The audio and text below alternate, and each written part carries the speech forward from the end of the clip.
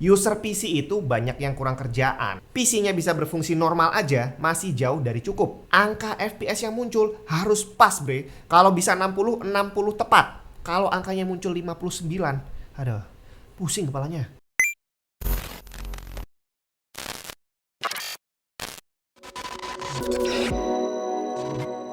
Halo semua, Jun di mana? Bener aja ya kalau banyak orang bilang bahwa konsol itu jauh lebih lebih bikin tenang dibandingkan PC. Karena kalau pakai PC, terutama buat yang suka ngerakit gitu kan, kita akan dipusingkan oleh FPS, bre. Gamenya udah jalan lancar, tapi FPS-nya 122 bukan 144. Aduh, itu rasanya nggak tenang gitu di hati ya. Jadi kalau kamu mainnya pakai konsol, itu nggak ada yang kayak gitu, bre. Nggak ada ngetes performance, nggak ada ngetes temperatur dan segala macam. Tinggal gas aja main, nggak usah mikir yang lain-lain. Tapi disitulah seninya ngerakit PC. Dengan sistem yang sama, saya beli PC ini dan ada teman saya yang beli PC yang sama persis. Kalau kita bisa nyeting yang pas, kita bisa dapat gaming performance yang lebih bagus. Bukan cuma gambarnya yang lebih bagus, tapi performance FPS-nya juga lebih tinggi. Wah, ini tantangannya. Tapi ada satu hal yang bikin para perakit PC ini jadi tambah pusing. Kita udah ngerakit dengan benar, waktu dites dan kita bandingin sama yang di YouTube dengan spek yang sama ceritanya, kok hasilnya lebih rendah. Nah, kebetulan di video saya sebelumnya tentang bottleneck itu ada yang nanya juga, kenapa sih kok PC kita ini performance-nya beda sama yang kita tonton di YouTube gitu kan? Biasanya beda itu dalam arti lebih rendah. Nah, di video ini kita akan bahas apa yang menyebabkan hal itu bisa terjadi karena variabelnya ada banyak banget, bre. Yang pasti di saat ada orang bilang speknya sama tapi kok performance-nya beda. Nah, ini yang harus dicatat nih. Yang sama apanya? Apakah CPU dan GPU-nya doang? Atau mungkin malah GPU-nya doang? Atau semuanya? Karena kalau yang dimaksud sama adalah semuanya, kemungkinannya kecil banget. Secara kalau kamu ngelihat hasil benchmark orang ngetes PC, kamu nggak mungkin ngelihat cuma satu video doang. Biasanya kamu akan lihat beberapa video yang menggunakan GPU yang sama, ya nggak? Nah, dari sekian banyak video yang kamu tonton, apa iya PC kamu sama persis dengan semuanya? Kan nggak mungkin.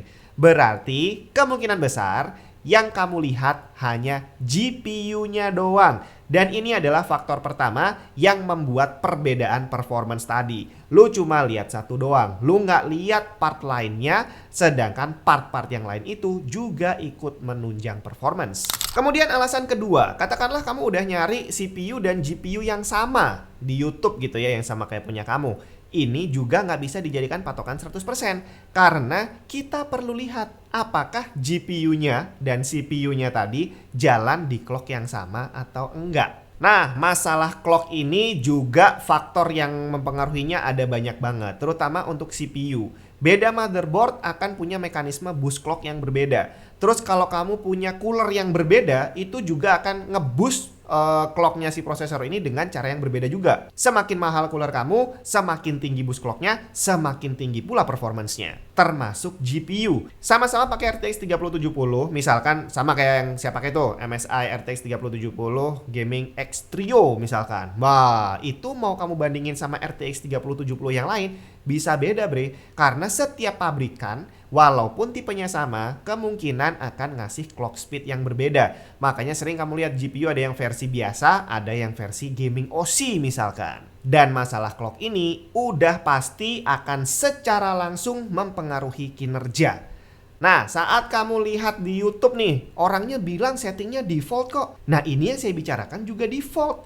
Di saat kamu jalankan prosesor, itu defaultnya tiap motherboard akan berbeda. Terutama kalau kamu pakai Intel prosesor Gen 10, 11, 12 itu ya. Tiap motherboard punya mekanisme boost clock yang berbeda. Ada yang bisa nge-boost sampai 4,8 misalkan, ada yang cuma sampai 4400 dan semuanya tergantung dari coolernya. Tanpa kamu harus melakukan sesuatu di BIOS-nya.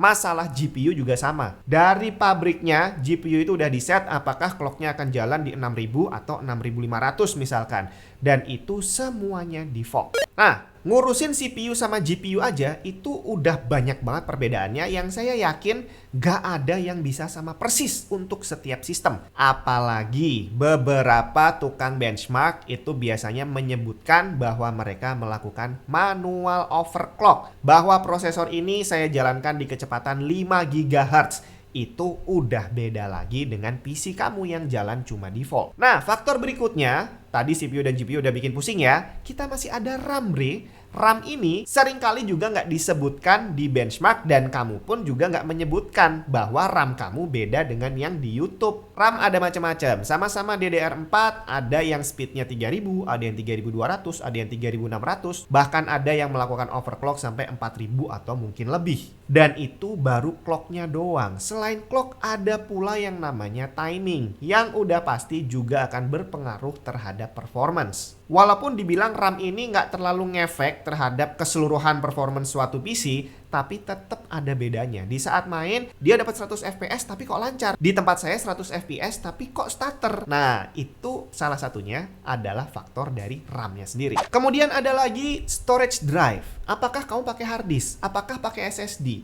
Apakah sama dengan yang dipakai sama tukang benchmark yang kamu lihat videonya? Dan seandainya pun sama persis, apakah kondisi kesehatannya juga sama? Untuk hard disk dan SSD ini memang secara FPS seharusnya sih tidak menambah atau mengurangi ya. Tapi secara loading time itu akan berpengaruh besar banget. Jadi kalau kamu membandingkan hasil tes gitu ya, mungkin salah satunya kamu bandingin adalah loading time-nya. Ini sama-sama pakai NVMe, kok dia loadingnya cuma 30 detik sedangkan di tempat saya kok sampai 1 menit lebih. Nah, ini kamu perlu tahu juga apakah NVMe-nya sama, gen berapa speed-nya. Karena sama-sama gen 3, nggak semuanya punya transfer speed yang sama. Karena sama-sama gen 3, tidak semua SSD punya bandwidth yang sama. Sebenarnya power supply juga kadang-kadang ngaruh, karena kalau supply listriknya nggak bagus, otomatis akan membuat kinerja PC-nya juga jadi nggak lancar gitu ya. Tapi yang paling utama ya tadi CPU, GPU, terus apalagi RAM. Oh ya, motherboard jangan lupa. Tadi udah saya sebutin berkali-kali. Tiap motherboard punya mekanisme boost clock yang berbeda, dan ini harus kamu perhatikan. Nah, setelah hardware, ternyata software juga nggak kalah pentingnya, Bre. Dan software ini adalah keseluruhan. Dari yang awal, BIOS itu adalah base softwarenya dari motherboard, itu juga akan berpengaruh. Kita semua tahu, motherboard di saat pertama kali rilis itu biasanya BIOSnya versi 1.0 misalkan. Tapi seiring berjalannya waktu, mereka akan melakukan update BIOS. Di mana di setiap update-nya ada yang memperbaiki performance dari CPU dan RAM misalkan. Atau memperbaiki hubungan data antara CPU, RAM, dan GPU misalkan, kita nggak tahu. Dan bisa aja revisi BIOS yang kamu pakai itu berbeda dengan yang kamu lihat di YouTube. Dan untuk yang satu ini, jarang banget ada orang yang menyebutkan bahwa saya pakai motherboard ini dengan BIOS versi sekian. Setelah melewati BIOS, kita akan masuk ke operating system. Dan untuk gamer, kemungkinan besar kamu pakai Windows dan kamu akan melihat orang nge-benchmark juga menggunakan Windows. Nah, di sini versi Windows-nya juga bisa berpengaruh, Bre. Apakah sama-sama pakai Windows 10 atau jangan-jangan dia pakai Windows 11 atau mungkin malah Windows 8? Dan seandainya sama, misalkan sama-sama Windows 10, versi keberapa yang kamu pakai dan versi berapa yang dia pakai? Karena seperti kita tahu, Windows rutin melakukan update. Dan tidak semua PC akan bereaksi yang sama terhadap setiap update-nya Windows. Ada yang performance-nya malah naik, tapi malah ada yang ngebug dan akhirnya harus di rollback lagi. Kemudian untuk masalah versi, kita juga harus lihat driver version dari GPU. Hampir sama seperti Windows, pabrikan GPU juga akan rutin memberikan kita update driver. Dan kadang-kadang nih di setiap update-nya itu ada klaim bahwa driver versi ini akan meningkatkan performance sekian persen untuk game A dan sekian persen untuk game B dan seterusnya. Dan setiap update itu biasanya ada seperti itu. Nah, versi berapa driver yang kamu pakai dan versi berapa driver yang dipakai sama YouTubernya. Karena begitu versinya beda, juga akan ada perbedaan performance walaupun mungkin nggak terlalu signifikan. Termasuk ada juga update yang malah membuat PC kamu crash, tapi di tempat orang lain lancar-lancar aja. Kemudian hal berikutnya adalah kondisi dari operating systemnya sendiri. Windows-nya sehat atau enggak? Secara user rumahan, banyak yang nggak sadar dengan kondisi Windows-nya dia. Yang dia tahu dipakai lancar-lancar aja. Padahal ternyata RAM-nya udah hampir habis kemakan. Mungkin ada malware atau sejenisnya. Kemudian karena kamu install banyak software, terus akhirnya ada yang crash dan membuat performance PC-nya jadi menurun. Atau mungkin juga di saat kamu main game, ternyata di balik layar itu banyak banget background app yang lagi jalan. Ini semua bisa berpengaruh ke performance. Sedangkan kalau kamu ngelihat YouTube, nggak sedikit para tukang benchmark ini yang PC-nya hanya dipakai buat ngetes doang. Isinya cuma game doang, nggak ada isi yang lain. Jadi yang dia lakukan di situ adalah update driver, ngetes di game, rollback driver, ngetes di game, dan begitu seterusnya. Jadi kemungkinan di sistem mereka terjadi gangguan itu kecil sekali. Kemudian yang gak kalah penting adalah setting dari gamenya. Nah ini biasanya tukang benchmark emang ngasih detail sih ya, setting yang dia pakai itu apa, apakah ultra, medium, dan segala macam. Tapi kadang-kadang kita ada salah ngelihat dikit. Kita pakai ultra preset tapi ternyata nggak semuanya tercover oleh ultra preset. Ada settingan AA misalkan yang di sana off, ternyata di tempat kita salah klik jadi kali 16. Ini adalah perbedaan performance yang bakal gede banget. Nah, kembali ke pertanyaan awal. Kenapa sih kok PC saya performance-nya di bawah dari yang saya lihat di YouTube? Alasannya itu tadi. Banyak banget yang harus kamu perhatikan. Karena saya yakin gak mungkin sistem kamu 100% sama dengan yang kamu lihat di YouTube. Jadi kalau boleh diumpamakan nih, kita membandingkan PC kita dengan PC orang yang ada di YouTube, itu ibarat kita beli burger dan membandingkan burger yang kita pegang dengan foto yang terpampang di menunya.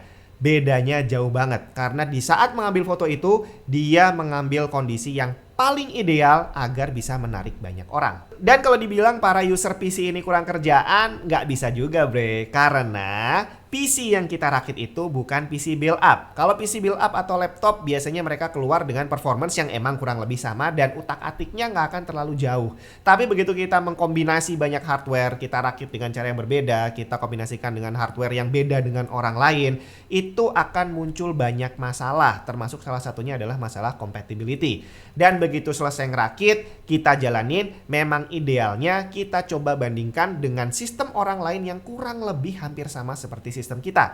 Hanya untuk memastikan apakah PC kita berjalan dengan semestinya. Jadi nggak usah terlalu pusing, enjoy aja main gamenya. Nggak usah terlalu mikirin angka yang kecil-kecil FPS, alah cuekin aja.